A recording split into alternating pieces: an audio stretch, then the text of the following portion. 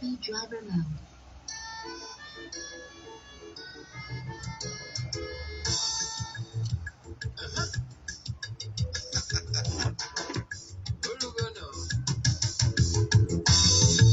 I never look what my day no more.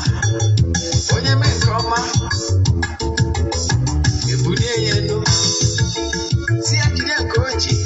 Now I got it. Because I can walk on that. Where can it is?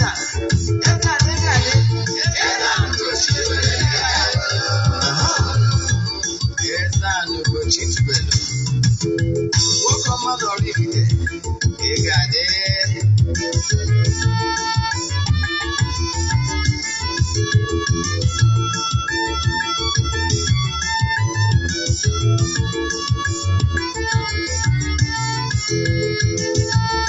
Ọdịnala bụ eziokwu, ọdịnala bụ ụzọ ndụ. Ị ma na o nwere olu na-eti mkpu na-asị, ụmụ Igbo chigharịa, ụmụ Igbo chigharịa. Kwa mbọsị ọ na-eti, n'ụtụtụ na abalị ọ nọ na nkuzi. Eze-Ana, Eze-Ana Ugochi tubelu, onye ọma na oraifite, onye mmasị ozi ọma ọdịnala gaba n'ihu. Eze-Ana Ugochi tubelu, onye mmanya ji eme ọnụ. Ọdịnala bụ ụzọ ndụ gaba n'ihu.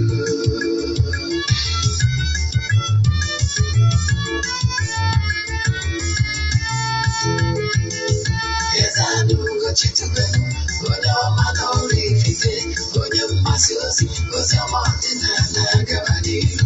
Eze-Ana Ugochi tubelu, onye mmanya ji eme ọnụ. Ọdịnala bụ ụzọ ndụ gaba n'ihu. Eze-Ana ga-adị, Ugochi tubelu ga-adị, Ugochi tubelu tempụl ọ ya adị. Maka na eziokwu anwa jaja, ndị okenye ga-adị front and back, ndị okenye adị front and back. Fada sikala aka ghọrọ ụmụ Igbo, si anyị rapụ nke anyị na nke faka mma. Buru Baịbụl bịa, akwụkwọ akụkọ, mepekwa chọọchị fa, obodo ụka agaba. Mana Ugochi tubelu ekweghị ekwe, Eze-Ana si na ọma mme. Ọdịnala ọmanwụ chacha, oge ọbụla ọ na-eti, ọ nọ na nkuzi. Chukwu abịa ma gbaa gị ume, ọdịnala ya dị. Ka anyị dobiri ebe a, ụmụ ọdịnala Igbo, anyị abịakwanụ n'oge awa nke eziokwu, nke ọ bụ mụ nwa bụ Ogbuefi Eze-Ana Ugochi tubelu na-anọ n'isi ya. Oge awa nke eziokwu bụ oge anyị ji awa eziokwu niile agba. Maka ndị ọ bụ tata mbizi ha na-afụ m, afọ mbụ Ogbuefi Eze-Ana Ugochi tubelu na oraifite. Abụ m onye isi nchụaja na Ugochi tubelu ọdịnala tempụl. Anyị na-agba afa miri emi, lụkwazị ọrụ mmụọ dị iche iche. Abụkwazị m onye isi nchụaja na ọdịnala Restoration Prayer Ministry, bụrụkwazị onye mgbasa ozi ọdịnala Igbo. My mission is to help people live better life. N'ụbọchị taa, n'oge awa nke eziokwu, isiokwu anyị bụ part 2. Gịnị bụ Oro-akwu, negative energy, and what you must do in order to avoid it. What you must do in order to remain in the state of grace. Maka na eweziga amara, o nwere ihe ị pụrụ ime. Ya bụ isiokwu anyị. Okwu a ama eto ogologo, mana ige ntị ị ga-amụta something that will change your life for good. Ihe ọzọ ị ga-eme bụ ka ị na-watch video a, metụrụ m aka na share button. Site n'ụzọ dị etu a, ofu ikwu gị ma ọ bụ ofu ibe gị, enyi gị, nwere ike ịnweta ihe onyonyo a si n'ụzọ dị etu a wee nweta amara. And ngọzi ya ga-eru gị nwa aka. N'aha Chukwu Okike kepụrụ ime ihe niile, onye ike niile si n'aka ya bịa. Ise. Mana bifo anyị gaba n'iru, ọkwa dị mkpa. Echefuna na aja anyị na-achụ kwa ọnwa nke ọnwa Jun ka na-aga n'iru. Ọ bụrụ na isonyeghị na nke ọnwa mana ị chọrọ isonye na nke ọnwa Julaị, na ihe ị ga-eme ndị na-esonye bụ na aja ọnwa kwa ọnwa arọ na arọ amarago ka esi eme ya mana maka gị nwa bụ onye ọfụ ihe ị ga-eme ewu forward ọrụ m ya 3 prayer request. Make donation to the account number, token to the account number. Atizie m na WhatsApp agwa ngị other details I need from you in order to book you. My WhatsApp number bụ 08057837672. I repeat 08057837672. N'ụbọchị tata bụ nnukwute ụbọchị dịka nsi wee kwuo n'ụbọchị taa bụ nnukwu ụbọchị maka ihe isiokwu anyị ji wee bịa n'ụbọchị taa nwa okwu ga-abara uru. Ọkwa nke ikpeazụ bụ ọ bụrụ na ị chọrọ ịda watch our Nollywood movies gaa na my YouTube channel Ugochi tubelu movie productions. You watch our movies. It's a true life stories and unique Nollywood movies.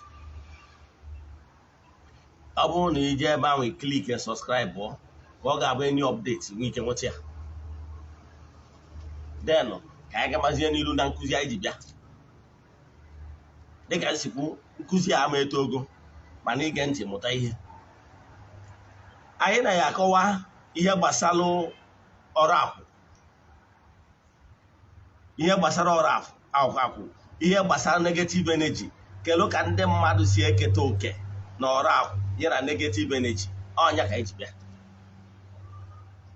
Anyị wee kwuo na o nwere agwa dị iche iche mmadụ ga-abụ ọ na-akpa o si n'ụzọ dị etu a na-enwetara onwe ya Oro-akwu and those negative energy.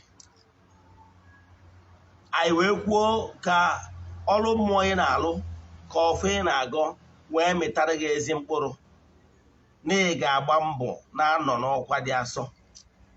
Ị ga-agba mbọ bụrụ onye na-asọ nsọ ala. Ịkpacha n'anya sị ka imewude mmadụ n'imewurie n'ike dị gị n'aka. Akọrọ m na akụkọ maka onye ji edakpo ụmụ agbọghọbịa nyara ndị otu ya maka n'ihi na ofe lụrụ na ya mewuri ya. Ọ bụrụ na ị chọrọ ịma maka akụkọ a nkọrọ jee wọchị part 1. Ndị na wọchị part 1 ga-elota ya.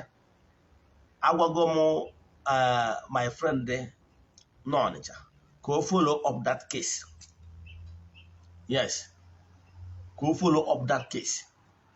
Ka ọ ga-agba ọ bụrụgodu na ndị a mere ihe kpara agwa na mụ na onwe m ga-ewepụta ego nye support ka afọ na that boy gbara ụkwụ na prison. Yes, ka ọ gbaa ụkwụ na prison ọ bụgoro 1 month ka ọ sa abụ asị deterrent to others. Ị nwere ike ime mmadụ ngụgba ọ ihe jọrọ njọ ma n'anya mmadụ ma n'anya mmụọ. Achọrọ m ka ọ sa abụ asị deterrent to others. Ihe ndị a bụ ụzọ isi akpọdo onwe gị. Ka m gara iru ka ọ tọpụrụ gị akụkọ na-akọ before network says yesterday. Wee kọrọ gị akụkọ wee sị gị nke mere n'ime ndụ m nwa ka m na-agwa gị. Ihe nyi wee chọọ ịkọtọpụ akụkọ ahụ na o nwere link wute ihe a nwa okorobịa mere. Agọrọ m gị na mgbe a m na-agwa gị ihe etega aka ihe ahụ ihe mere n'ime ndụ m about 20 years ago.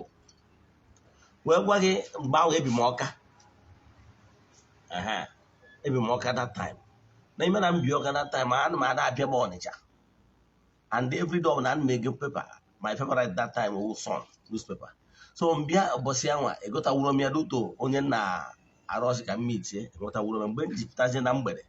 Enirire m ka ngolu the paper that day. So nwee bezie na paper stand dị n'ọpụ iwe ka ọ bụrụ na mgbede erubegonu. So nwee nụ ka ụfọdụ ndị mmadụ na-discuss about a lady this stranded. Nwee sị gịnị mere? Wee sị m nọ mgbe ahụ phone adịrọ rampant. Ndị nwere phone bụ big boys then.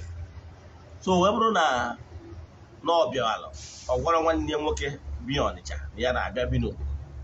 Wee bụrụ na mbọsọ ọ na-abịa ọ bụrụ na 2 days ka nwanne nwoke azị wee kwapụ ebe obi. Ndị ya dị ya o nwere onye n'ime ndị ya dị ya sogoro eje mmadụ ebe ahụ kwachara. Ịghọtara ya? So mgbe nwanne nwaanyị abịa nwanne nwaanyị adị stranded. O wee decide ka ya pụọ na ọpụ iwe ka ọ marụ na o nwere ka ya ga-esi nweta help ma ọ bụ nwekwa ike na chiga n'obodo ya. So mana n'ihi na o jiro na ego, ọ bụrụ mmadụ niile ka ọ ya ịbịa na paakị kọba ụdị akụkọ enwe ndị nweta help. So wee je stranded ebe anwa wee pụta wee gwụcha m ihe dị etu a nwesị ya mmecha wee jekwa ntị ya nne kelu ihe so m na mbi Ọka. Mgbe anwa ebi m 2-bedroom flat. So ofu my bedroom, the other one my guest room. So nwesị oke ngwa ya so m ọ banye na moto mụ na ya were na Ọka. Eruo Ọka mepere guest room and me I normally cook at home. So ga bute nni binye orisia nni a wee si oke ngwa ya kachipo ya akwado m ụtụtụ na mma apụ n'ụtụtụ n'oge makpuo na my room bụrụ n'ụtụtụ nje gwa ya kwadobe ọsasị ha akwado dupia na paakị ebe a na moto ba ọba moto nye ego moto o wee na ịma ihe this lady mere after like a week o ji na rucha ọkpọ m na phone wee ka na-ekele m na ihe m mere ya as in ya dị surprise na ya bere ụdị a even na mgbe at the point ya metaziri kweta ka eso m wee naba abụ na ya dị stranded and ihe ya bụzi n'obi bụ ya naruo ya so m naruo whatever happened na ihe nwere choice at that moment. Ya so mana na ọ dị surprise ka ndụ ya na otebe m nye ya uno na my guest room binye nni orie nyekwa ya ego transport without asịrị ka ndị mmadụ dịba for anything. So say no na mmadụ eme like that. O wee mechazie ma wee sị m na ya chọrọ ka ọ bịa pay m visit. Ịghọtara ihe nna chịkọwara nwere ihe mụtara ihe a ọ sị m na ya chọrọ ịbịa pay m visit nwesị ya no na m nwere girlfriend then. Ịghọtara ya nwesị ya no. Then amesịkwa after 2 weeks kwa ọ gwa m na ya chọrọ ịbịa Ọka ya fụ m si ya no, turn way down for the second time. But finally before ọ kwụsịzie ime gịnị ịkpọ m. Mana ihe nchọrọ ịkọwara na ihe niile abụ ọ bụrụ na mụ kpasara ya agwa majority of guys we like to do as in for the fact na take advantage chọọ ka take advantage of her not the stranded ịkpọtazie na be gị eburuzie na iwu dị na ị ga-emeriri. Now ime etu anwa o nwere ka isi gosi na dị unique.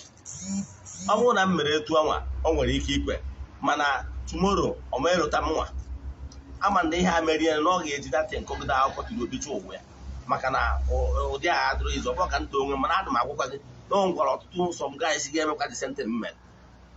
So onye na-achịkọwara gị bụ itekizi na advantage of onye maybe opposite sex because of the ike dị gị n'aka na ịnọrọ opportunity ka ihe abụọ ya ịchọwazie wuchi awuchi wezụga ụdị ihe dị etu a maka na ọ bụrụ na ị wezụgoro ụdị ihe dị etu a ị ga-eji aka gị na-agba onwe gị ụchụ and otu a onye nọ na pain gbara gị mmụọ ya akwado ya.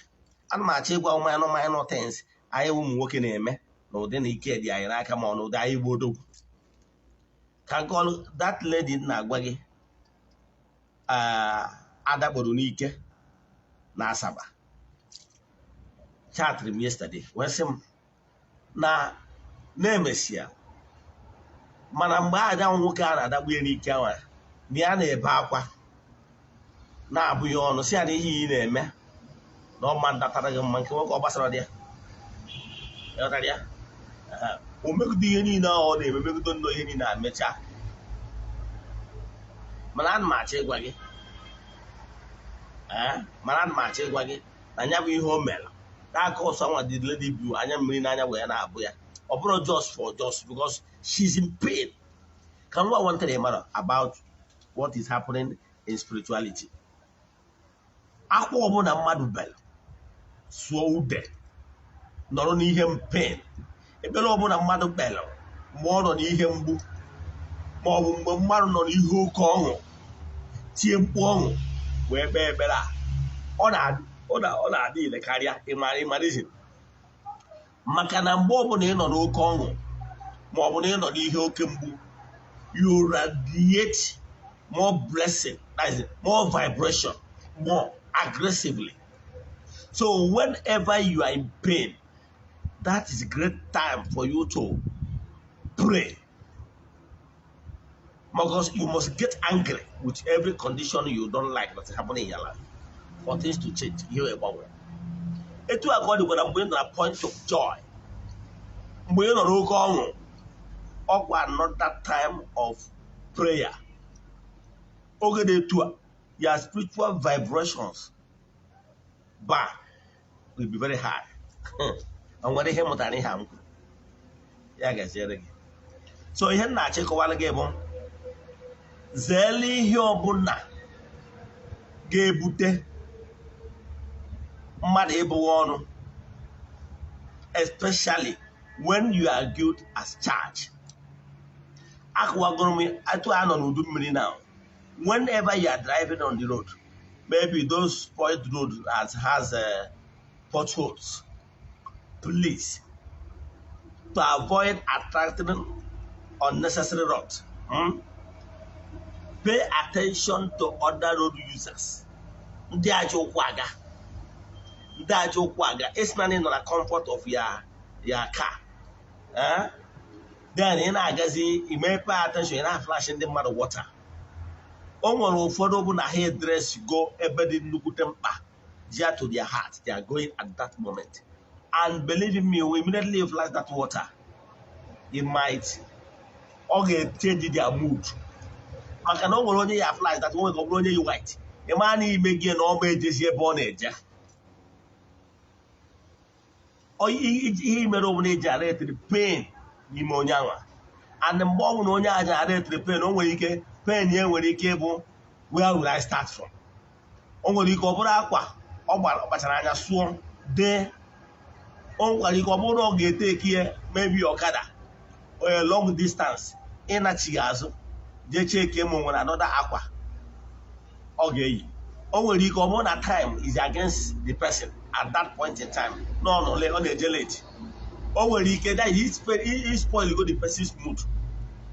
You know that person will cause to you. Especially when sometimes some people will splash that water without showing any atom of remorse. In fact, my brother, my sister, I will even advise you to pay more attention when you are driving. Call a maybe medicine after death. Maybe apologize. Yeah. Yes, I am madam where you came by mistakenly. Omuntu chege from work is where me would hear to Abiko.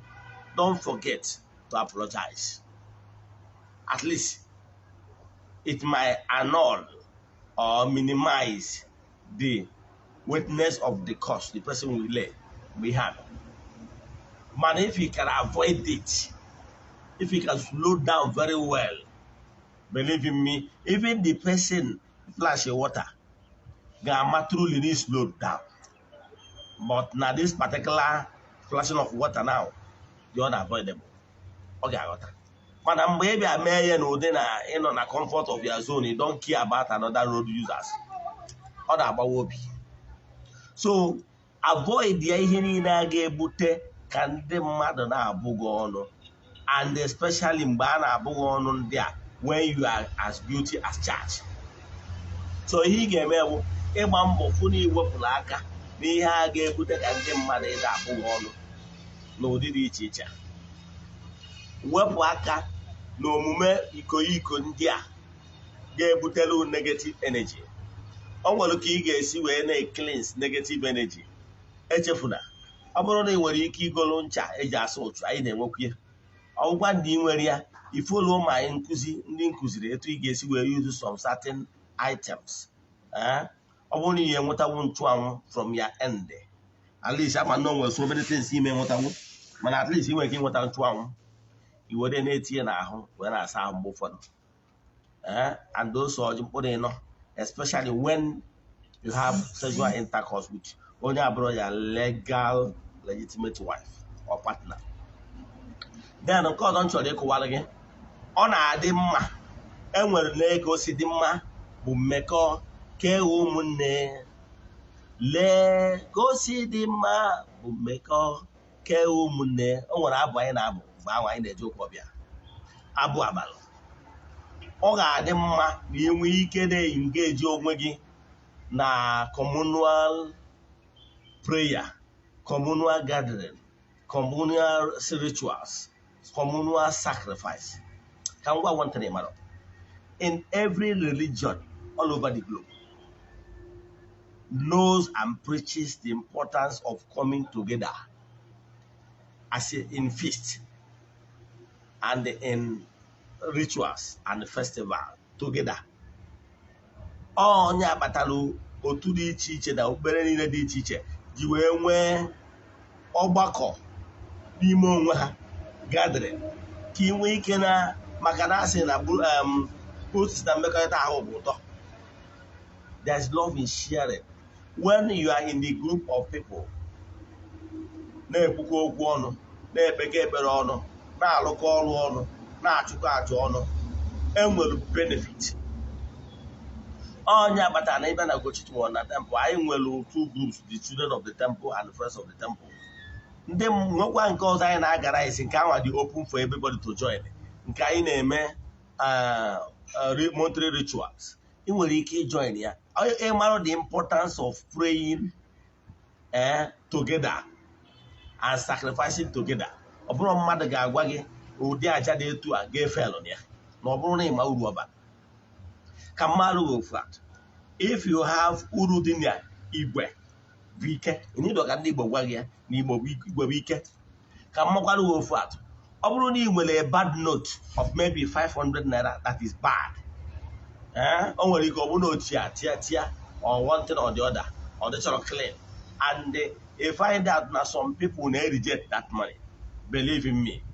Ọ bụrụ if you can get a bundle of 500 naira meaning 50,000, wepụ ofu dị mma n'ime were that bad one a na-reject tinye n'ime the bundle of notes nye mmadụ nke bụ eziokwu na ama reject. You know why? Even if the person not counting the money for that one the bad, but because of the uprightness and the goodness of other ones that are good, the person will overlook that bad note and accept all. Etu a ka ọ dị mgbe ị na-achụ aja ayiri n'igwe, asịgo ori n'Igbo ọtọnọ, asịgo ori n'Igbo ụtụ, asịgo ori n'Igbo Oro-akwu, site n'ikwubi okwu na aja a na-achụ n'igwe, your sins might be forgiven. By so doing, you are paying your dues. By aja a na-achụ n'igwe, ị na-enweta nwụcha, ị na-enweta nwụcha, na-enweta mgbaghara, na-enweta so many grace a ga-eji maka ya wee pay off some of your debts. And in gradual process, as you go in ụgwọ iji, you do one way house. By gradually participating and offering sacrifice and everything, you will see that your wages will be removing gradually. Maka na ụgwọ ọrụ nke onye mmehie bụ. So by a na-akwụ ụgwọ, before you know it, ị bụrụ onye nwere onwe gị, bụrụ onye kwụchara ụgwọ iji na mmụọ. O nwere uru dị na ayiri n'igwe. Ịghọtara? Enwere uru dị n'ọyị n'igwe, mana ọ na-adị mwute na ụfọdụ ndị ọdịnala aghọtara ya. Mgbe anyị nọ n'ụka Rom, enwere St. Anthony of Padua, enwere St. Francis of Assisi, enwere St. Jude of Tarsus, St. Jude Tadus, yes, enwere Purgatorial Society, enwere Divine Mercy, enwere Region of Mary, enwere Confraternity of the Most Holy Rosary, enwere Block Rosary, enwere Blue Army, enwere Our Lady of Perpetual Help. So many of them, and we're region of Mary. Here in our group, in order to perfect yourself. You know what I mean? So when you're not checking one again, no ordinary Igbo, for that tomorrow, no ordinary Igbo, no brothers need a mayor ritual. Here they walk to them mad on ordinary Igbo men, had a grow, Nahana, the self-centered individualism. It's just to charge and Kigijame. It's just to charge and Kigijame. Immorals in equally, they know two. Ordinary as a group, because iron sharpness iron okweziokwu in ọnụ otu group anaghịọka ahịọrọ na-achụkọ aja ọnụ si n'ụzọ dị etu anyị na-ewulite ya vibration. Si mara ka nkọwala gị ịma na otu ọdịnala nwere ụka ọdịnala, enwere idea. Adị m ekwu ụka ọdịnala ụfọdụ ndị mmadụ fọmụrụ onwe ha adị m ekwu maka those gathering adị m ekwu maka gathering ma chọba ebido kpọwa afa ndị mmadụ ọtụtụ ndị mmadụ na-alaik na-afọ ọmụrụ onwe ha ọdịnala gathering two types of ọdịnala gathering nke enwere adị m ekwu maka nke a mana ana m ekwu gbasara ọdịnala gathering ma na-enwelu na ịga be nna gị na-enwelu otu ọdịnala dị iche iche ọka ị nwere idea ka m gwazie gị nke ọdọ ya adị surprise ịnụ ama na ụfọdụ n'ime ụlọ anụ bụrụ maka African Traditional Religion ATR, otherwise known as Godian religion, meaning Godian bụ ndị na-eso naanị otu ụzọ Chukwu okike. Godian religion ihe njiche kụwara maka ya inwe ike isi ka ka si wee dres etu a yes edres m tata because of na anyị nwere outreach Oraifite na Godian religion Oraifite na-enwe outreach taa enwere ọda a na-enwe combined service enwere ndị ga-esigasị other stations wee bịa a kind of a crusade ịghọtara ya so ọnya bụ ihe dị anụ ya asị na m dresị na efe ndị ọzọ taa yes edresị m because na ebe onye chiri ka ọ na-ezere ọkwa eziokwu ihe nji wee dresị etu a bụ na anyị bịago na ya bụ gadịrị ndị mmadụ ga-ama na Godian religion nwere ebu nwee mfụ na ọ bụrụ okpukpere ndị ofeke so Godian religion jee mee ma gbaa studie maka Godian religion bụ otu ọdịnala dịgolo dị legalized, otu ọdịnala dị registered, otu ọdịnala dịgolo very advanced ị nwere ike join ha nwere over I think 100 branches nationwide yes mana ihe na-achịkọwala nwere onwe bụ a full-fledged member of Godian religion you understand ATR. Now ihe na-achịkọwa na Godian religion ị nwere ike from your own everyday base ị ga-enwe ike ịjoin otu ụmụnne ebe a ga na-arụ up mind together na-akụwalụ gị gbasara ọdịnala na-akụwalụ gị na ọdịnala bụ ụzọ ndụ enwekwa enyemaka ime ibiri site na other brethren enyere gị aka example ọ bụrụ na ị nọ na Abuja jebe na Jabi opposite Ukraine embassy ha nọ dị a ọ bụkwa ndị nọ Mararaba that is out suburb of Abuja Nasarawa State jee na Mararaba arụ ọdịdị ya ọ bụrụ na ị nọ Aba jewe na think ịkọta ekpere soro Ogbo Hill side Godian religion dị ebe ahụ ọ bụrụ na ị nọ na Lagos jewe Maza and Olile Godian religion dị ya ka akụzielu gị etu ị ga-esi na-eme 70% of your spiritual work it can be done by yourself. Ọ bụrụ na ị nọ na Nnewi ọ dị na Nnewi, ọ bụrụ na ị nọ n'Ọzọbụrụ ọ dị n'Ọzọbụrụ, ọ bụrụ na ị nọ n'Oraifite ọ dị n'Oraifite, ọ bụrụ na ị nọ n'Akwa Ihedị Ezinifite Agụata Ezinifite Nnewi Ekwe Ụbụrụ ụmụ obodo a niile wee gawa Abịrịba ha ka ebe mma kpọrọ ghara ibi ya ọ dị just mee inquiry nkwa ike jee Google ya Godian religion ka ị nwee ike mmadụ branch dị iri nso ọ bụkwazie na ị chọrọ ijenụ ịnọ Lagos ịnọ Aba ịnọ Anambra ịnọ Imo ịnọ Abuja ịnọ n'ebe ndị a ọ dịkwa na Abakaliki yes ọ bụrụ na ịnọ ebe ndị a ma na ị chọrọ ịma adreesị dị closer to you you can chat me on WhatsApp. Godian religion ejego very far ụka ọdịnala enwere akwụkwọ Holy Nkomi is like ihe ndị ụka kpọrọ Bible mana nke a bụ Holy Nkomi kọlụ gbasara African Traditional Religion enwere hymn book ka ịghọta na ojego very far English hymn book enwere English and Igbo version the Holy Nkomi nwere English and Igbo version ka ịghọta na ọdịnala ejego far ọdịnala bụ a group of people ebe ị ga-abịa together wee nwee ike jikọta aka ọnụ wee na-ekpe ndị na-ekpere naanị otu chi ka ị wee dị properly guided. Otu ọdịnala African Traditional Religion bụ ihe bidoro na 1212 I think 1946 yes mgbe e gburu I think 14 gold coal miners n'Enugu ọnya bụ the found mgbe a foundụrụ ya by the great Bono Chike and the rest of them.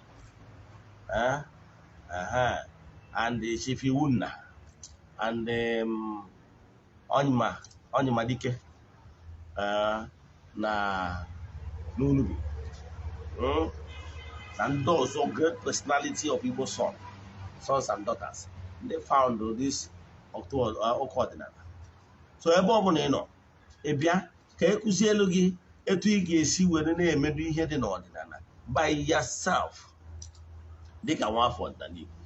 Ọ bụkwa na ịnọ anywhere within Oraifite ọba close by Ozubulu na ị chọrọ ịbịa sonyere anyị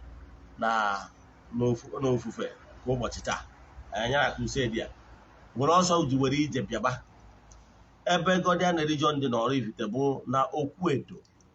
Godian region na Edo, our deity, na-share the same compound maka na n'ofu ọdịnala anwa ịghọtara ya. Etu a ka ọ dịkwu n'obodo dị iche, nwe obodo ndị ị ga-eje ịfụ na Godian region ụka ọdịnala dịkwa na the same compound n'ofu ana with alụsị obodo. Ọ nwekwara ebe ndị odibendịrị ebe ha nwetara ana ịghọtara ya. Akwụkwọ nnọọ ụfọdụ arụsị obodo enwero ana, ụfọdụ nwetakwara ana n'ebe ndị ọzọ dịgasị iche iche. Ka m kwụsị ebe a, taata abụrụ ụbọchị mma akụọ gbasara Godian region. Ụbọchị mma akụọ maka Godian region, you'll be surprised. Then nke ọzọ na-achịkọwaziri gị bụ ihe a nkụwa akịta gbasara Godian region, the outreach. Yes, nsi ya na-ebe na program apụ ana meji na the program event. Now emesịa mme wetara with the program full time. Yes, and our camera team and Ugochi movie productions. I'm one of my teams. They are not there. They cover the program. Then later today, you get they post it online. Yeah, guys, yeah. But for ọnwa ajụjụ inwe na nkụzi a ma ọ dị chọrọ ma ọ n'ọchọ ka agbara ya family send them message na WhatsApp 0805 7837672. I repeat 0805 7837672. Yeah, guys, yeah.